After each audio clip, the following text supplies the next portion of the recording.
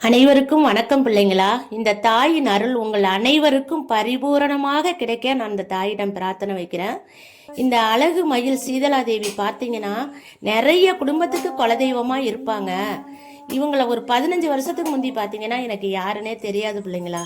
ஒரு நாள் 15 வருஷத்துக்கு முந்தி ஒரு நாள் என் கனவுல தோன்றி, என் பெயர் சீதலாதேவி, நான் உன் வீட்டுக்கு வர வேண்டும், என்னை கலசம் வைத்து கூப்பிடு என்று கூறினார்கள். எனக்கு ஒன்றுமே புரியவில்லை. சரின்னு திரும்ப தூங்கிட்டேன். திரும்ப பார்த்தீங்கன்னா அடுத்த நாளும் அதே கனவுல பார்த்தீங்கன்னா என் குடும்பம் முழுவதும் கூடியிருக்கோம்.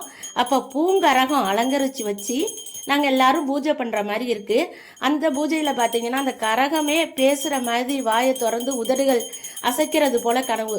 எனக்கு ஒரே ஆச்சரியமாக போயிட்டு, என்னடா திரும்ப திரும்ப அந்த கனவு நமக்கு வருதே, என்ன செய்யறது அப்படின்னு சொல்லி அப்போதை போலலாம் எனக்கு கலசம் வச்சு கும்பிட தெரியாது பிள்ளைங்களா.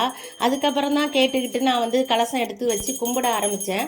எலுமிச்சங்கனியை வந்து இந்த கலசத்தில் போட்டு வணங்க ஆரம்பித்ததுக்கு மாதம் மாதம் பௌர்ணமிக்கு பார்த்தீங்கன்னா அந்த கலச வழிபாடை நான் செஞ்சுக்கிட்டே வந்தேன். அப்போ என் வாழ்க்கையில் ஒவ்வொரு விஷயங்களும் நல்ல நல்ல விஷயங்கள்லாம் நடக்க ஆரம்பிச்சுது.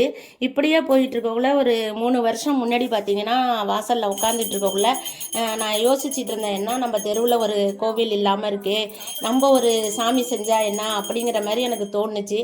சரின்னு உடனடியாக எழுந்திரிச்சு ஒரு 3 கல்லை எடுத்து செங்கலை வச்சு அதுக்கு நடுவில் ஒரு கம்பி வச்சு கொஞ்சம் சிமெண்ட்டை வச்சு எடுத்து வச்சுட்டேன். அதுக்கப்புறம் எனக்கு என்ன நடந்துச்சுன்னே தெரில பிள்ளைங்களா. இந்த 10 to 12ங்கிற டயம் நம்ம டீ குடிக்கிற டயம் இல்லையா, அப்போ நம்ம ரெஸ்ட்டாக இருக்கிற டயத்துலேயே தான் இந்த சாமியை நான் கொஞ்சம் கொஞ்சமாக செய்ய ஆரம்பித்தேன்.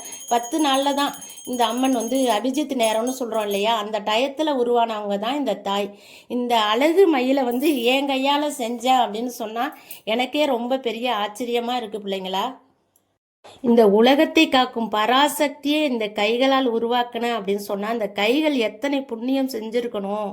இந்த அபலை மூலமாக அந்த உலகத்தை காக்கணும் அப்படின்னு இந்த தாய் வந்து தானாகவே இந்த உருப்பெற்று வந்து உட்கார்ந்துருக்கான்னு சொன்னால் அவள் எவ்வளோ பெரிய சக்தி பெற்றவளாக இருக்கணும் அப்படின்னு நினைக்கவே ஒரு ஆச்சரியமான விஷயந்தான். அவளோட கருணையால் ஒரு இடம் வாங்கி நான் அவளுக்கான கோயில்களை கட்டி வருகிறேன் பிள்ளைங்களா. கோயில் கட்டுற வேலை, கோபுர வேலைகள்லாம் முடிஞ்சிருச்சு.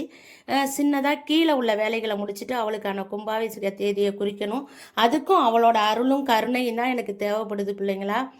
ரொம்ப பெரிய கோயில் இல்லாட்டியும் அவள் உட்கார வைக்கிறதுக்கான ஒரு தனி இடத்த அவளுக்காக நான் ரொம்ப சிரமப்பட்டு உருவாக்கிக்கிட்டு இருக்கேன் பிள்ளைங்களா. எனக்காக ஒரு சில பேர் உதவி செஞ்சுருக்கிறாங்க.